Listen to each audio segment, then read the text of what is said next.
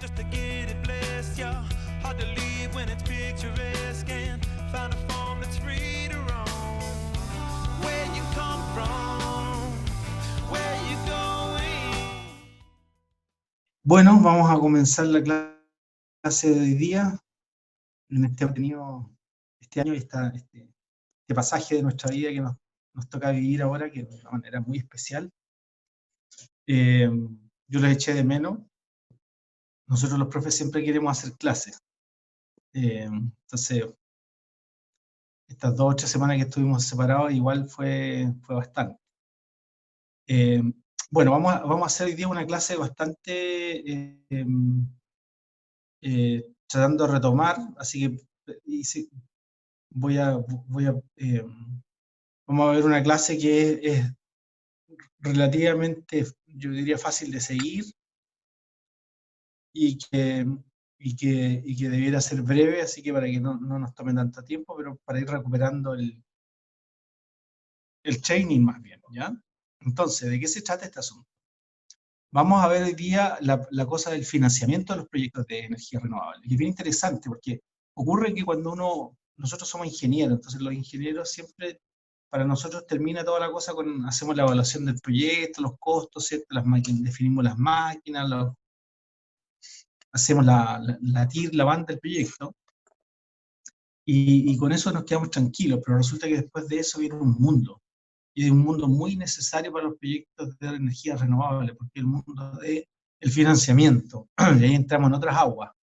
Entonces, lo que yo les voy a mostrar ahora son los conceptos básicos que hay en ese mundo, y el lenguaje básico también, porque ustedes van a tener que manejarse con ese concepto.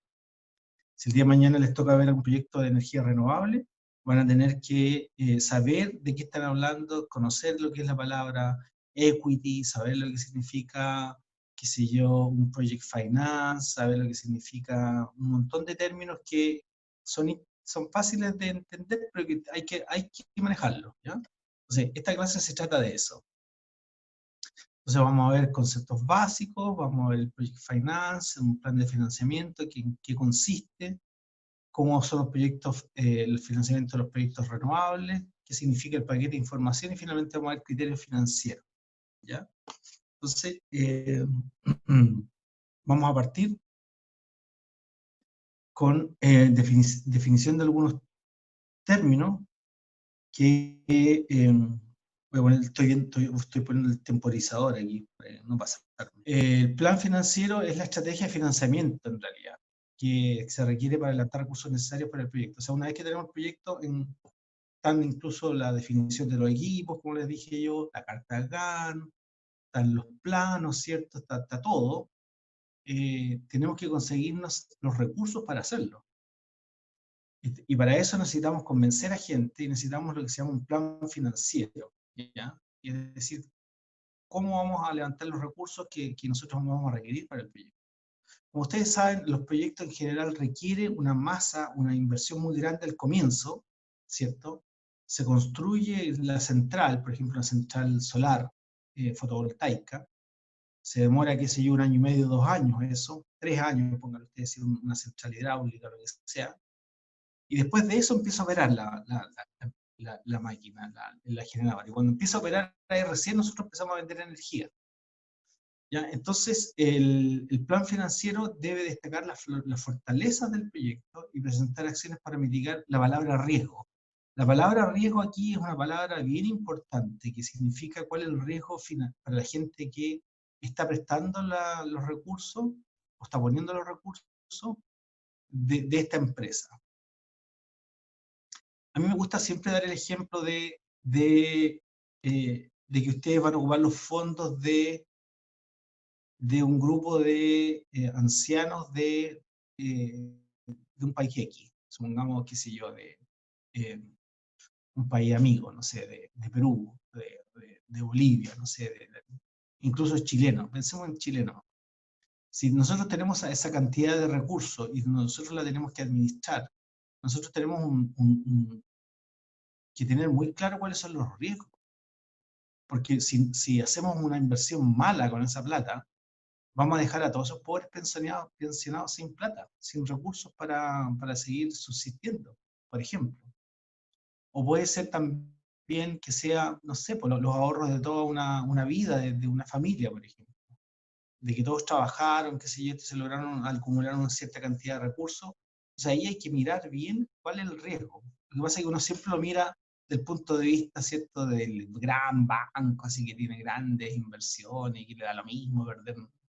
Pero no, en general, esto siempre viene de inversionistas que cuidan sus recursos. Entonces, la palabra riesgo es muy importante, ¿ya? O sea, el riesgo, lo que ellos quieren es prestar recursos y recibir a cambio una cantidad mensual, ¿cierto? Que lo pague con un cierto interés, y ese interés se supone que es la medida del riesgo, ¿ya? Entonces, el manejo del riesgo financiero es fundamental en el plan financiero. Y eso va a requerir, por supuesto, la coordinación, porque el riesgo es un concepto. Entonces, desde el punto de vista nosotros de ingeniería, claro, o sea, nosotros podemos ver que hay un riesgo, sí, de que la máquina funcione o no funcione, pero el riesgo es menor, de que lleguen las máquinas en el barco, ya, de acuerdo, pero puede que haya otros riesgos, por ejemplo, que haya riesgos de desastres naturales, que haya riesgo de, por ejemplo, de que los precios se vayan abajo, de que si una central hidráulica que haya sequía, en fin.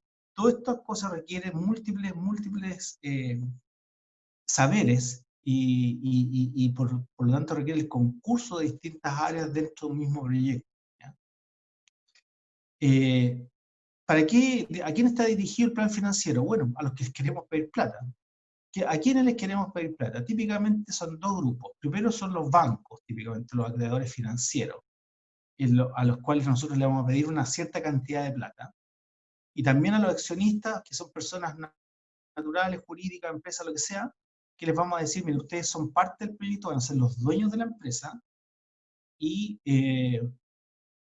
ustedes van a poner una cierta cantidad de dinero para echar a andar este proyecto. Entonces, es típicamente una mezcla. Entonces, la estructura de financiamiento, ¿en qué consiste eso? ¿Qué es? Es la forma en que se financian las operaciones.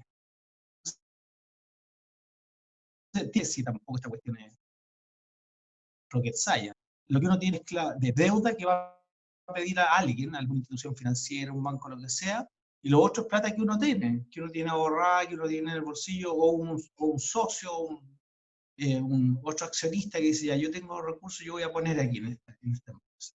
Entonces, son dos fuentes. Entonces, optimizar esto buscando la combinación adecuada y de, ¿cierto? Y estos son cosas especiales porque voy a ponerlo para poner los audífonos para que me hace señas si no se escucha bien. Entonces, por ejemplo, ahora estamos en un periodo de alta crisis, y en las altas crisis, ¿cierto? Siempre es difícil conseguir recursos, o sea, los intereses que cobran los bancos son muy altos, etcétera. Uno tiene que ver ahí cuál es mejor recurrir a los ahorros, en fin. El riesgo, entonces, es una variable esencial para definir la mezcla entre la deuda y el capital. Entonces, vamos a ver, primero definir qué es lo que es equity, qué es lo que es capital, ¿ah?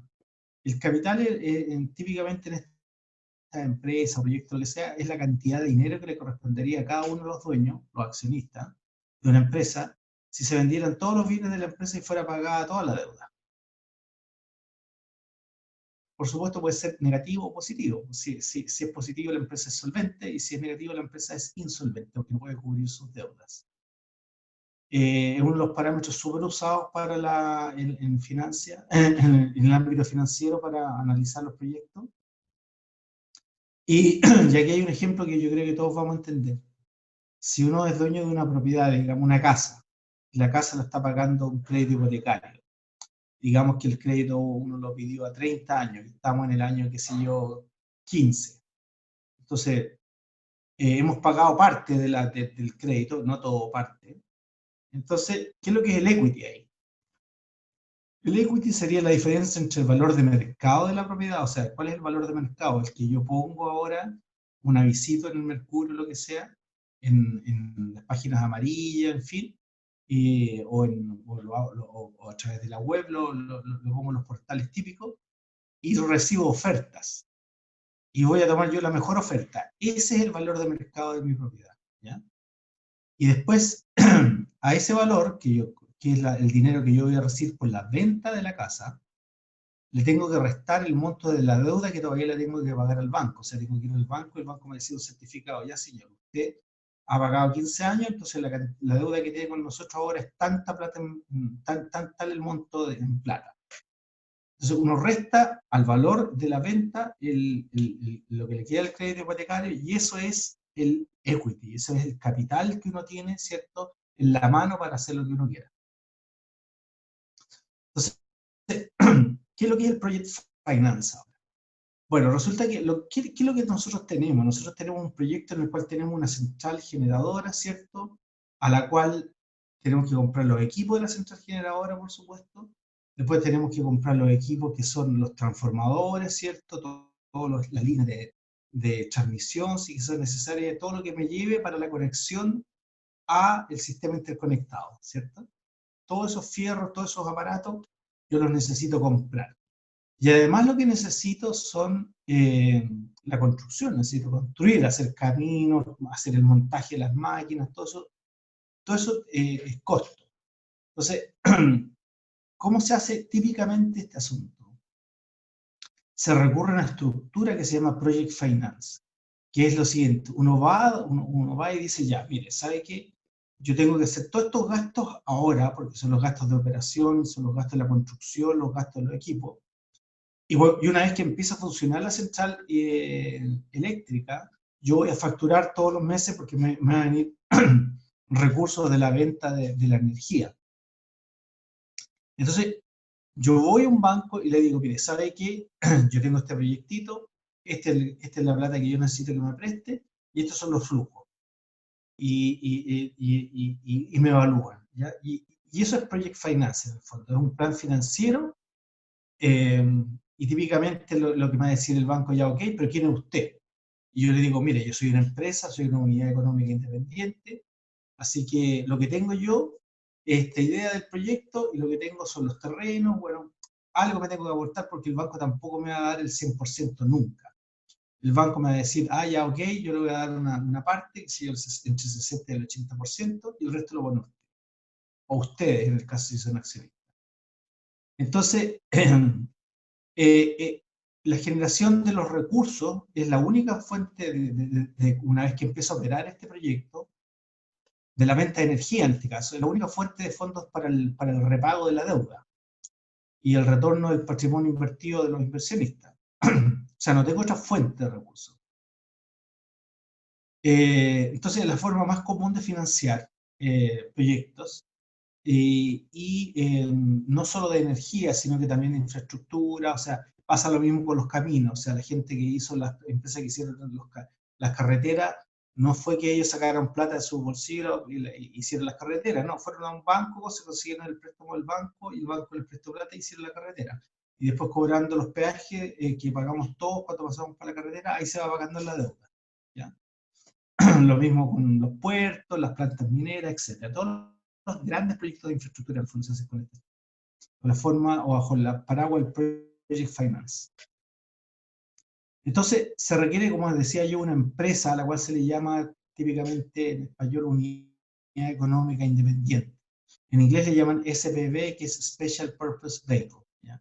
Entonces, tiene sus activos propios de esta empresa, su operación genera todo el flujo del proyecto, tiene contratos de venta de largo plazo de la energía típicamente. ¿Por qué es importante esto? Y esto ya lo vimos, por ejemplo, un ejemplo muy bueno de esto son las licitaciones de energía. ¿Se acuerdan que hablamos de las licitaciones de energía?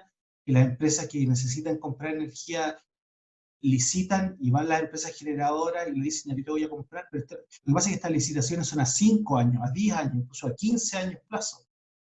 Entonces, la empresa no está formada en ese minuto. No es que tenga los generadores, pero va y postula y se gana este contrato. La empresa eléctrica, uno tuvo el mejor precio, entonces uno tiene un contrato en la mano con una empresa distribuidora, digamos en él que le dice a uno, ya, en él está comprometida a comprarme energía por los próximos 15 años. Entonces, uno tiene un contrato en la mano de largo plazo. También lo otro que puede hacer es negociar con una empresa directamente con contrato bilateral, ¿cierto? Y decirle, mire, en los próximos años yo te vendo energía a tal precio, ya, me dice la empresa, ok, y llegamos a un acuerdo, lo firmamos por escrito, entonces yo voy con eso al banco, lo tengo en la mano, tengo esos contratos. ¿Ah? Y también, como yo soy un proyecto, por ejemplo, que necesita insumos, qué sé yo, no sé, pues cables, necesito maquinaria, necesito lo de la mantención de los caminos, en fin, un montón de insumos que son esenciales. Yo hago contratos, como soy una empresa, hago contratos también a largo plazo. Entonces, en el fondo yo lo que voy a tener es un conjunto de activos, o, por ejemplo, estos contratos de venta a largo plazo, un conjunto de contratos de suministro de insumos esenciales, por ejemplo, en la mano, y que son sujetos de que yo los pueda entregar en garantía a una entidad financiera. La entidad financiera me puede decir, ya, ok, te creo, ya, ok, tenés tú estos contratos de venta de energía, perfecto, ya, y tienes tú estos contratos para comprar estos insumos, ya, perfecto. O sea, eres una empresa seria, tiene sus cosas en orden. ¿Ah? Entonces, la unidad económica, ahí, que soy yo, en el fondo, lo que estoy ejemplificando aquí, sí, puede caer en insolvencia, por ejemplo. Pero en ese caso, solo se va a la quiebra el proyecto. No es que yo voy después a los accionistas y los accionistas tienen que sacar plata de su bolsillo y pasar plata para el proyecto que no resultó, sino que eso termina ahí. Esa es la gran gracia del project finance. En inglés hay una palabrita para esto que se llama non-recourse, que significa que la deuda con el banco que adquiere el proyecto no se puede ir de recurso contra los accionistas, y si el accionista tiene una casa, ir y rematarle la casa, o si el accionista tiene otros negocios, ir y rematarle los otros negocios para que me paguen porque no nos resultó este proyecto. No, si este proyecto no resulta, simplemente se muere ahí y ahí acaba todo y se salda todo con el banco. ¿Ya? Por eso es tan atractivo. Entonces, pero por eso también, por otra parte, el banco va a cobrar. Tampoco esta cuestión es gratis. El banco va a decir, ya, ok, yo tomo todo el riesgo aquí en la primera etapa de construcción de que esto salga bien, pero tú me vas a tener que pagar una agradable cuota mensual por los próximos, qué sé yo, 15 años. Entonces, la mayor parte del riesgo, típicamente de esto, está en la fase de construcción, en ser capaz de construir realmente la máquina, porque una vez que se construye la central, después es simplemente facturar todos los meses, y eso en general se puede hacer. Si se echa a perder algo, perfecto, hay tecnología para repararle, etcétera, eso tampoco es tanto riesgo, no es que vaya a pasar algo y se va a destruir completamente la central, eso tampoco pasa. ¿Ya? Entonces, el plan de financiamiento, entonces necesitamos dos fuentes, ¿cierto? Una es la plata que yo le voy a pedir a los bancos, a las instituciones financieras, y otra es la plata que los propios financistas van a poner, ¿ya? Entonces, el capital del proyecto que los propios financistas aportan puede ser un aporte en efectivo, típicamente, pecuniario le llamamos en español, o bien valorizado, no pecuniario. ¿Qué son estos valorizados? Puede ser, por ejemplo, el terreno, pueden ser derechos de agua, puede ser cualquier activo que sea susceptible de ser entregado en garantía. ¿Ah? Y que yo pueda decir, esto vale tanto y este es mi aporte para el proyecto. Y la deuda, bueno, la deuda hay que ir a hablar con las instituciones financieras. Típicamente hay tres tipos de estas instituciones. Uno son los bancos, otros son las agencias multilaterales y otros son las compañías de seguro. ¿Ya? Entonces, las alternativas de productos financieros para mejorar el acceso a los préstamos es otra línea que uno siempre puede explorar. Por ejemplo, el respaldo que una institución del Estado le puede decir a uno. Por ejemplo, ya, el Estado puede decir, ya, voy a darle el respaldo a todos los proyectos de energía solar, por ejemplo. Entonces, el Estado le da un respaldo, entonces cuando uno va a hablar con una institución extranjera, le pregunta a la institución extranjera, bueno, ¿y usted que lo respalda? Mire, el Estado con estos documentos me certifica que si me pasa algo, el Estado va a poner tanta plata para aportar al proyecto. O me va a bajar los impuestos, o va a hacer cualquier cosa, pero el Estado va a hacer algo. Entonces eso permite, no sé, por ejemplo, también líneas de financiamiento específicas, eso también puede haber, por ejemplo, hay ahora un proyecto de techos solares para Chile, entonces si uno se mete a esa línea de financiamiento, en este caso la Comisión Nacional de Energía, o Corfo, quien sea, le va a pasar una cantidad de recursos para que uno ponga techo solar en la casa, por ejemplo, etc. Entonces, aquí está en un cuadrito, esto lo saqué de la transparencia de cursos anteriores. Aquí están los tipos de instituciones financieras, bancos y agencias de representación, los bancos locales, están los bancos internacionales, ahí están los típicos, BICE, Banco Estado, etc. Y aspectos esenciales del apetito por el riesgo, así se le llama en la jerga. Que los locales toman riesgo de construcción, según el tipo de proyecto pueden financiar proyectos merchant, solo tecnologías maduras y con experiencias local, después liderar grupos de... el rol habitual de los financiamientos es liderar el grupo de bancos, es la coordinación del due diligence, en fin, la capacidad de crédito de largo plazo, están hasta 15 años, ¿cierto? Por eso buscar estructuras mini-perm es cuando uno paga parte en la mitad del plazo paga parte de todos los intereses. En fin, hay distintas modalidades ahí, pero en el fondo este cuadrito aquí que está acá, lo que yo quiero representar, que a ustedes les quede claro es que hay distintas estructuras, hay distintas tipos de instituciones financieras. Están las agencias multilaterales, que son agencias que pueden también hacer préstamos de hasta 20 años en dólares, tasa variable, etc. Y están las compañías de seguro, que ahí están Principal, por ejemplo, MetLife Consorcio, también pueden hacer un acompañamiento a la banca local y también pueden hacer préstamos de hasta 20 años en dólares. En lo que se respecta a los financiamientos de los proyectos de energías renovables, el Project Finance es el más usado, ¿ya? O sea, eso es lejos el esquema que más se utiliza. Aquí, típicamente, el requerimiento para que los inversionistas o los accionistas privados pongan recursos del orden del 20 al 40%, dependiendo del proyecto, dependiendo del banco, y el capital restante, que está entre el 60 y el 80, ¿cierto?, se obtiene en las instituciones financieras vía el préstamo. Esta parte típicamente recibe el nombre de apalancamiento, es el leverage, es el cuánto pone el banco del costo total del proyecto, ¿ya? Entonces, ¿qué es lo que hace el banco? El banco dice, bueno, yo voy a hacerles, voy a prestarles la plata, pero necesito que me informen. Y aquí viene la parte interesante. ¿Qué información es relevante para el banco? No es la misma información que nosotros como ingenieros producimos. Al banco, en general, a un ejecutivo de cuenta, a un ingeniero comercial que está ahí viendo estos temas, no le importa el tema de los cortocircuitos, no le importa el tema técnico, sino que le interesa otra cosa para hacer su evaluación. Y uno tiene que mostrarle la información que a ellos quieren ver, que ellos necesitan ver para su evaluación. No la que uno naturalmente tiene como así como en la punta de la cabeza, digamos.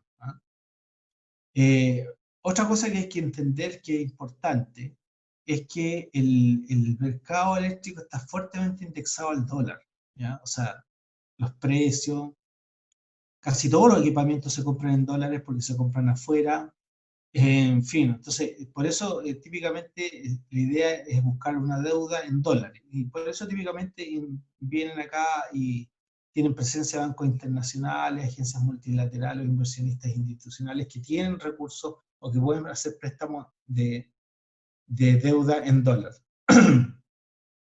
Entonces, importantísimo el paquete de información, el info package, que se llama en inglés, que es la información que yo le voy a presentar al banco para que me preste entre el 60 y el 80%, que es el apalancamiento que yo necesito para el proyecto. El riesgo, ¿no?, del crédito está en la central y en los activos necesarios para su operación, por supuesto, ¿cierto? Ahí está el principal riesgo. Entonces, lo que los financistas, en este caso los bancos, requieren es un análisis exhaustivo del proyecto, y eso se llama due diligence, así se llama. Es un análisis del proyecto entero, ¿ah? Y revisan ahí desde los convenios, los contratos que uno tiene, etcétera, toda la documentación del proyecto. Es bien costoso, porque es un trabajo arduo, que dura mucho tiempo, y que eso es del costo del accionista, es costo del proyecto, esto no es costo del banco. Esto es lo que requiere el banco recién para pronunciarse si te va a prestar o no te va a prestar recursos. Algo que tiene que tener también esto es una estructura de gobernanza que tiene que incorporar todas las obligaciones, como mantener la propiedad, el control del proyecto, todo hasta el repago completo del crédito, hasta cuando se acabe la deuda con el banco. Eso es lo que va a exigir el banco, lo cual si uno se pone en los zapatos del banco, tiene razón, o sea, el banco en realidad si va a prestar recursos tiene que asegurarse de que, por ejemplo, el día de mañana no se va a disolver esa sociedad, o sea, yo le presté, qué sé yo, no sé, por 200 millones de dólares, y después esta sociedad funcionó 2 años y ahí se disolvió. No, tenemos que ver, tienen que darme algún tipo de certidumbre, ¿cierto? Que esta cosa va a funcionar, que hay una gobernanza seria, que hay gente detrás, etc. Entonces, ¿qué es este famoso paquete de información? El info package o el paquete de información es la cara del proyecto, ni más ni menos. Hay 7 recomendaciones que yo vi ahí que son muy importantes de tener en cuenta. Cuando uno va al banco con el portafolio en la mano a vender el proyecto. ¿Qué es lo que lleva? Lleva el info package. Es un material de marketing para incentivar a los posibles o potenciales financistas o socios del proyecto. O sea, esto tiene que ser una cuestión seductora, tiene que ser una cuestión atractiva, tiene que ser un material que venda, ¿ya? Hay que usar una checklist de información, hay que asegurarse de que toda la información está en este paquete de información. Toda la información, por supuesto, que es relevante, ¿ya? Tiene que ser accesible para personas no expertas en energía. Típicamente la gente que pone los recursos, que pone la plata, es experta en plata, pero no es experta en cosas técnicas. Sabe, por supuesto, y tiene algún conocimiento general del asunto, pero no son expertos. Entonces, si uno se pone a hablar ahí de los megawatts, de la potencia reactiva y todo lo demás, no va a pasar nada, ¿ya? O sea, hay que hablar en términos que las personas entiendan. Tiene que ser muy ordenado, simple y amigable. O sea, tiene que ser algo realmente que se pueda leer, que se pueda acceder sin ningún problema. Es necesario preparar un data room con información detallada del proyecto que se requiere. Entonces, si se requiere, por ejemplo, la gente que está hablando del proyecto requiere algún dato, puede ir a ese data room y sacar todos los datos que necesita porque van a estar debidamente ordenados y catalogados. Lo otro es usar canales de comunicación corporativos. Si ustedes van a un banco y en el intercambio, en el email, por ejemplo, o cuando le piden datos en celulares, no. Tiene que ser, por ejemplo, no cuenta Gmail, nada, sino que cuenta corporativa. Si ustedes son una empresa que se llama Power Inc., lo que espera el banco es que el email sea powerinc.cl, @powerinc.cl, no sea Gmail, etcétera. Y los otros 0 errores. O sea, aquí no hay margen al error. Si hay un error o algo está malo, chao. Tienen una mala cara, tienen una mala imagen de ser poco serio y probablemente no les vaya bien en la venta. En términos de estructura, ahora, ¿qué es lo que tiene que tener sí o sí el InfoPackage? Tiene que tener primero un acuerdo de confidencialidad. ¿Quiénes son los que están armando esta sociedad y están dispuestos a seguir adelante y a no revelar, ¿cierto?, a terceras partes de iniciativa? Hay una confidencialidad. Y después viene el memorándum de información, conocido como Information Memorandum, que tiene la información, o el infomemo, que es el que tiene toda la información relevante del proyecto. Lo otro que tiene que tener el InfoPackage es el modelo financiero del proyecto, o sea, de qué va a subsistir financieramente el proyecto, cómo va a ser la venta de energía, quiénes van a ser los clientes, etc. Un modelo financiero. Y después el data room, que hay muchas alternativas de esto, pero una de ellas es simplemente usar plataformas del tipo Dropbox, y lo que sea que uno, pero no un Dropbox así que está todo botado, sino una cosa debidamente organizada, jerarquizada, accesible, etcétera, que sea fácil y amigable obtener la información que la banca requiere, que los financistas requieren, no que uno requiere. Eso es muy importante. A nosotros como ingenieros nos cuesta mucho ponernos en los pies de los otros, de las otras profesionales que trabajan con nosotros.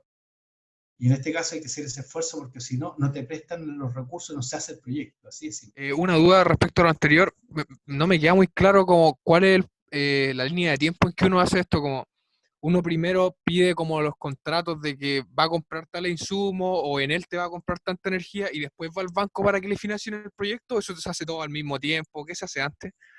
Típicamente se hace todo en paralelo. Ahora, Ya, si tú tienes un contrato, por ejemplo, qué sé yo, a ver, por ejemplo, supongamos que tú tienes una central hidráulica en el sur y hiciste un convenio para venderle a tu vecino que era un aserradero, tú no has construido nada todavía, no has puesto ni una piedra, no has movido ni una piedra todavía del proyecto, y puedes tener el contrato en la mano.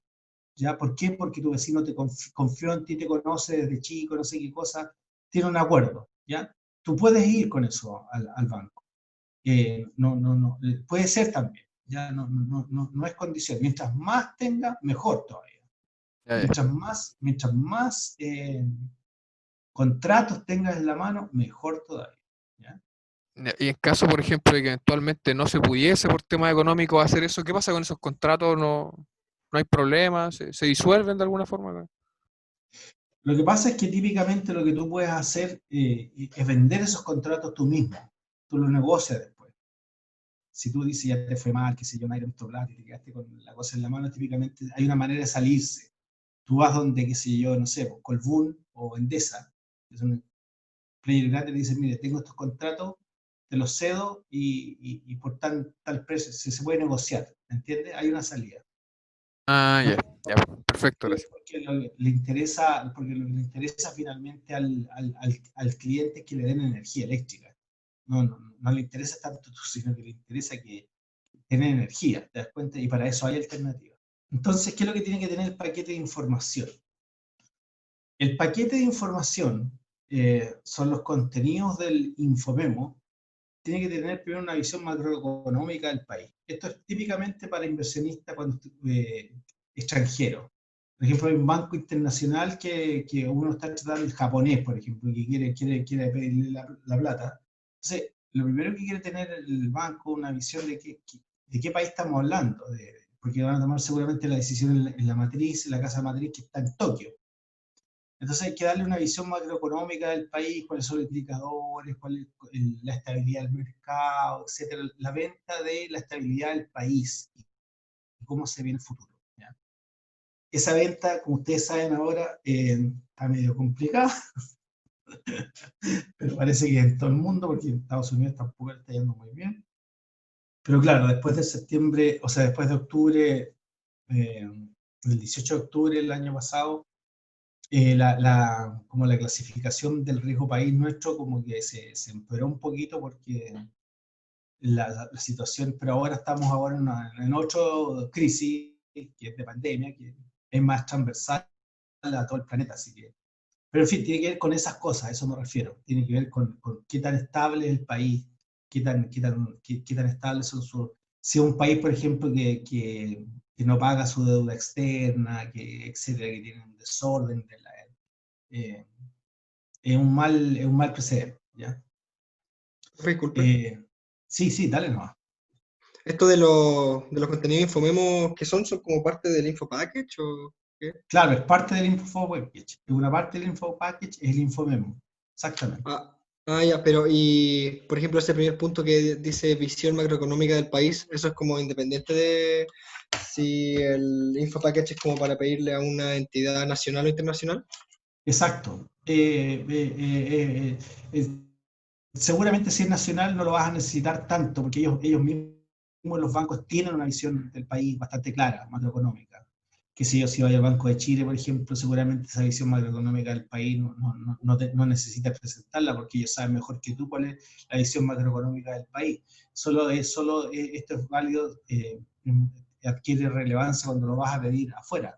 Ahora, típicamente en estos proyectos tú le pides plata a un montón de gente, no es que a un montón de entidades, no es que tú tengas el proyecto, supongamos que tenés un proyecto que se de energía hidráulica en el sur, ya tienes los derechos de agua de un río, qué sé yo, eres dueño del terreno ahí, qué sé yo, pero necesitas pedir recursos y le pides a un montón de gente. o sea, un montón de entidades nacionales, extranjeras, de todo. Entonces, esto básicamente es para la extranjera, por supuesto. Profe, y Sí, sí.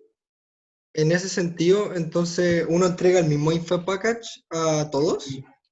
Por supuesto. O sea, lo va customizando dependiendo de si lo que tú tienes de ahí es una entidad nacional, seguramente no le vas a minimizar o la vas a achicar la visión macroeconómica del país. Pero en el fondo lo que redunda no daña, ya acá. O sea, si tiene una visión macroeconómica del país y se lo va a presentar a una entidad nacional, perfecto también, digamos. O sea, este, lo van a ver bien, no se va a ver mal eso. Porque por Vale, último ellos comprendo. van a tener una visión de que tú te preocupas de esos temas, de que para ti es importante la macroeconomía del país y cuestión que es absolutamente relevante. Así que está bien, ¿ya? Lo otro es la descripción del sistema eléctrico, o sea, cómo es nuestro sistema eléctrico, qué tan largo es, cuál es la demanda, es como, en el fondo eso es como para que sepan que tú sabes del negocio eléctrico, ¿ya? Sabes de lo que te estás metiendo. Después viene la presentación de los accionistas. ¿Quiénes son los accionistas? Son los dueños del proyecto, son los tipos que están impulsando el proyecto, son los que están diciendo, ya, yo quiero poner una central hidráulica en el sur, ¿cierto? Y yo voy a poner yo dinero de mi bolsillo, ¿cierto? Y que es entre el 20 y el 40% más o menos son las energías renovables. ¿Y quiénes ustedes le van a decir? Bueno, yo soy, miren, en este caso yo soy el profesor Luis Vargas, qué sé yo, y me van a meter, la empresa financiera va a decir, a ver, ¿quién es este señor? ¿Ha pagado sus deudas? Sí. ¿Tiene algún DICOM? No, no tiene. Ya, perfecto. O sea, una buena persona. Pero, o podría ser al revés también. Podría ser que, no sé, una persona que tiene antecedentes, una persona. Entonces, la presentación del accionista es bien importante. ¿Quiénes están detrás del proyecto? Después vienen los contratos de construcción y operación. Aquí hay que, de nuevo, mientras más antecedentes existan, mejor todavía. Típicamente las empresas constructoras, por supuesto, que hacen, a ellas les importa y les interesa también, son parte es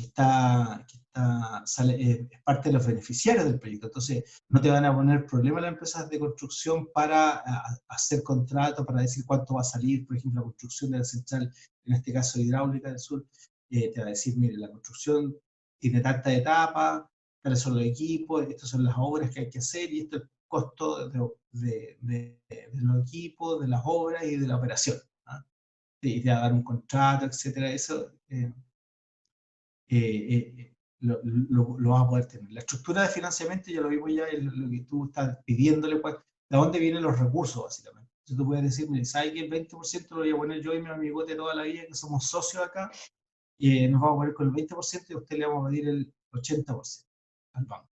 Y queremos pagárselo en 15 años. Después viene la matriz de riesgo y acciones de mitigación. ¿Qué es lo que es esto? Simplemente un estudio que hace un levantamiento de todos los riesgos. Bueno, en el caso de la hidráulica del sur, está el riesgo, ¿cierto?, de que el año sea seco, pero también está el riesgo de que haya un año muy húmedo, entonces si hay una inundación, se va a llevar a las maquinarias, va a haber riesgo por las maquinarias, no hay riesgo por las maquinarias. ¿Hay algún volcán cerca que puede estallar de vez en cuando? Está cerca del mar, hay el riesgo de maremoto, en fin, todo tipo de riesgos. Y también están los riesgos de, no sé, pues, propios de que hay una sequía, ¿cierto? Muchos años, un año no importa, pero si hay 2 o 3 años puede ser un problema, etc. Todo lo que son riesgos, ¿ya? Todo lo que son riesgos. Y eso va a depender fuertemente de la tecnología. Si está, por ejemplo, supongamos que una central térmica, por decirle algo, y que depende del carbón. Una central, mal ejemplo, ya, gas, una central térmica a gas. Ya. Entonces, pero el riesgo está que el valor del gas, el precio del gas puede subir en el futuro. Es un riesgo también. En fin, hay un montón de riesgos y hay que indicar ahí qué es lo que va a hacer si es que se da esa situación. ¿Cuáles serían las acciones de mitigación que usted tomaría si es que ocurrieran esas cosas? Y después, finalmente, en el punto 7 está la carta Gantt del cierre del financiamiento, o sea, en la carta Gantt hasta el cierre del financiamiento. O sea, lo que quiere ver el banco y le interesa hasta cuando el último peso que el banco recupere después de que ha prestado la plata. ¿Ya? El contenido del modelo financiero ahora es la generación para valores proyectada para valores de excedencia. ¿Qué significa eso? Hay que hacerse cargo de que nosotros somos un país, o sea, el sistema eléctrico nacional tiene una fuerte componente hidráulica, como el 40% más o menos. Entonces, dependiendo si el año viene normal, que es del 50%, seco, que sería como el 95%, o húmedo, que sería más bajo que el 50%, eso es la jerga, pero son escenarios nomás. Típicamente se hace para hidráulica un año hidráulico normal, uno seco y uno húmedo, típicamente, ¿ya?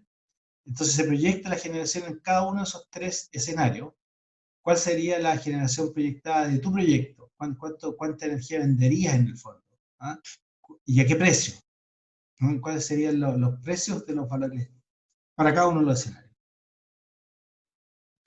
Y la estrategia de comercialización de la energía, ¿cómo la vas a vender? ¿Se la vas a vender directamente a alguien por un contrato?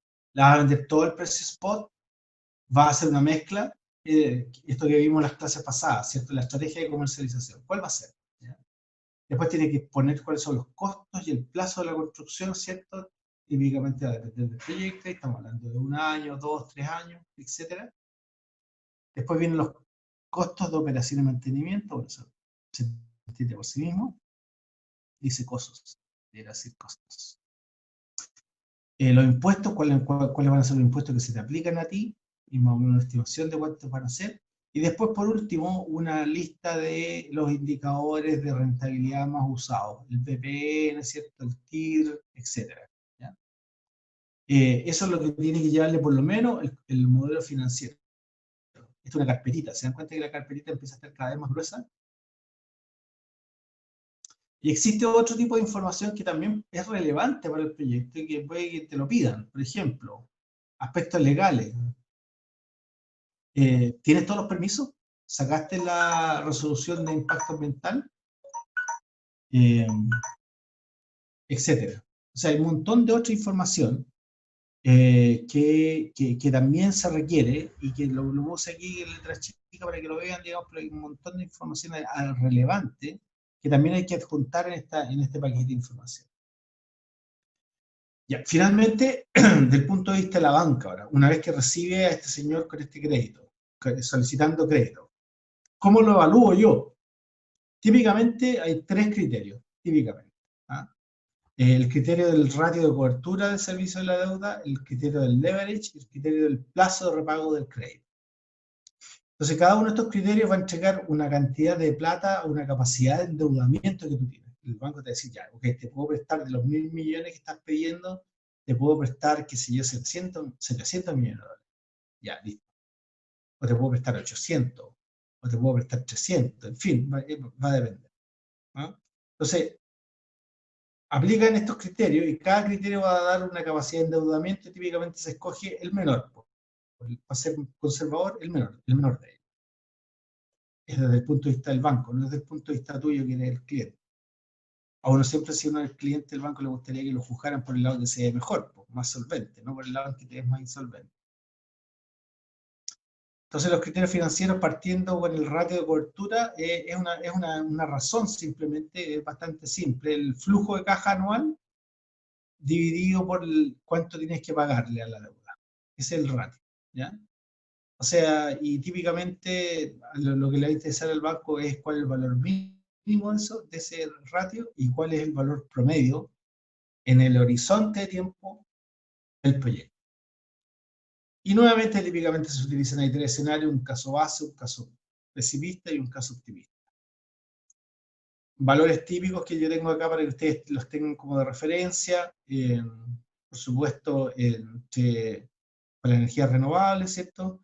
Para proyectos que ya tengan PPA en la mano, 1.25, 1.35 para proyectos que van a hacer la venta en el sistema, ¿cierto? Los merchant, es más alto, 1.65, 1.80.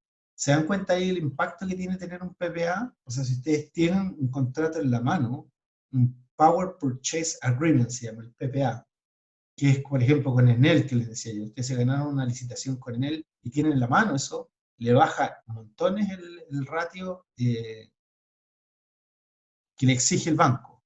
¿Ya? Acuérdense ustedes que son criterios que el banco les va a exigir a ustedes. El banco le va a decir a usted, mire, ¿usted tiene BPA? Ya.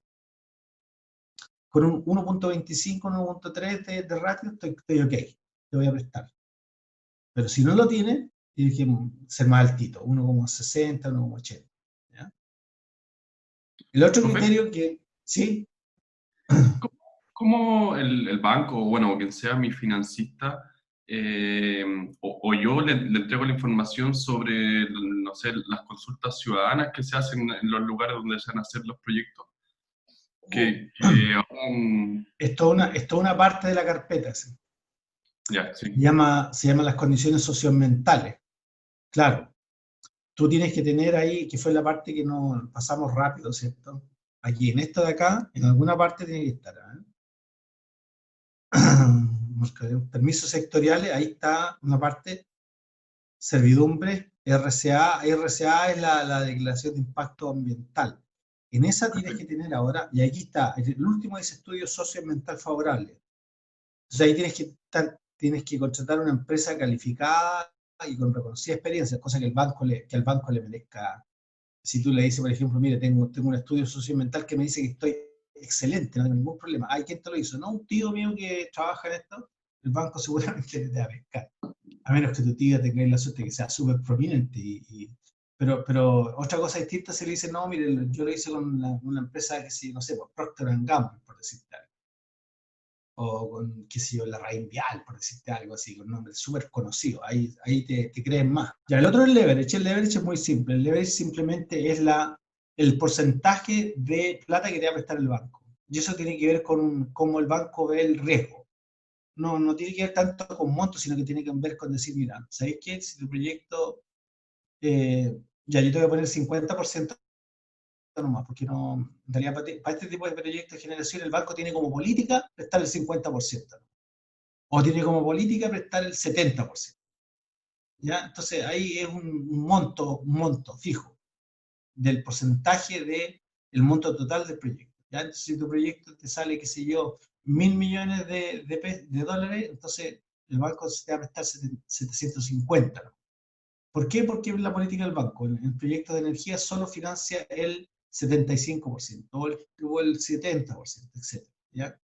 Y va a depender también de la tecnología. Típicamente el banco puede decir ya, tiene una lista, dice ya, para los proyectos solares le vamos a financiar el 80%, para los proyectos hidráulicos le vamos a financiar, qué sé yo, el 60%, los proyectos, qué sé yo, de centrales a gas le vamos a financiar el 75%, ¿ya? Y es discrecional. ¿Ah? Entonces, esto depende de los análisis de los bancos, de las políticas de los bancos. Y un tercer criterio también que depende de la política de los bancos, el plazo de repago del crédito, o sea, el plazo que tú le ofreces, que tú te vas a dar para pagarle al banco. ¿Ya? Por supuesto, al banco le interesa que tú le pagues lo antes posible, pero a ti te interesa no pagar lo antes posible porque eso te va a quitar mucho flujo de tu flujo anual, entonces tú quieres hacer un periodo más largo y así. Entonces, típicamente los bancos de nuevo aquí tienen sus políticas y dicen, mire, ¿sabe qué? Para proyectos de generación nosotros tenemos un plazo de repago del crédito que no puede ser mayor que, qué sé yo, 12 años, o no puede ser mayor que 15 años, ¿ya?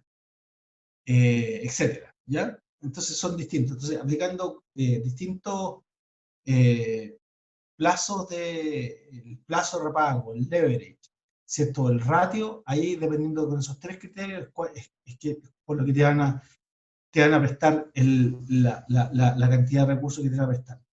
Y que típicamente, de nuevo, fluctúa entre el 60 y el 80% de la deuda, del total del proyecto. Ya, con eso termino y quedo abierto a consultas si que ustedes tienen alguna. Yo encantado por acá de comentar o de... Cristóbal, si cuéntame de los tres criterios que vimos para otorgar financiamiento, ¿cuál crees tú que es el que se debiera ocupar? De Si tú fueras un lo, banco. Si tú fueras un banco. si yo fuera un banco, Exacto. Así, hagámosla difícil.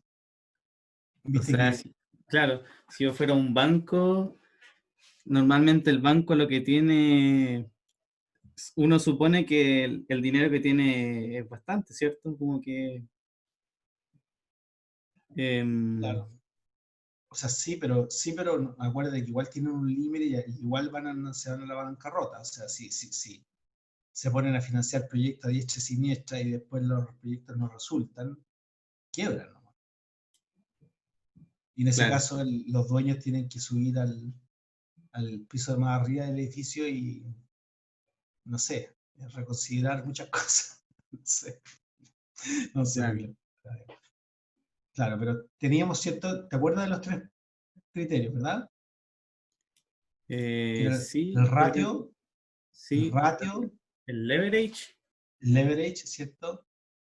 ¿Y el otro cuál era? el plazo de repago el Exactamente, plazo de repago, exactamente. el Tal crédito. cual. ¿Cuál ocuparías tú? Quizás como banco puede ser el plazo de repago. Claro, o sea, te interesa que te paguen todo dentro de un plazo que tú estipulas. Entonces sí tienes Claro, ordenadita tus inversiones en el tiempo. ¿Sí? Me claro, parece o perfecto. sea, sería como algo así, claro, tener ordenado y no llevarse tanto por no sé, pues, tener asegurado el dinero que quiere prestar. Ya, súper. Sí, me convenciste, Cristóbal. Muy bien. Yo creo que también cualquiera de los 3 criterios es bueno. ¿Ah? Sí, yo creo que también son súper asegurados. Ahí el RATE también es bueno.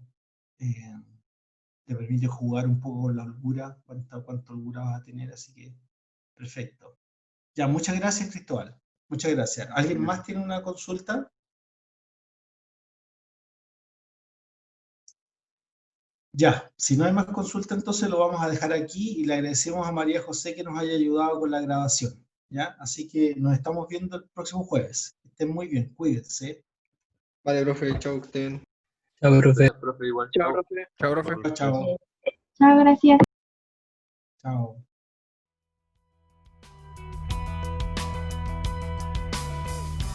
Where you come from, where you going, do it all and it all again, yo.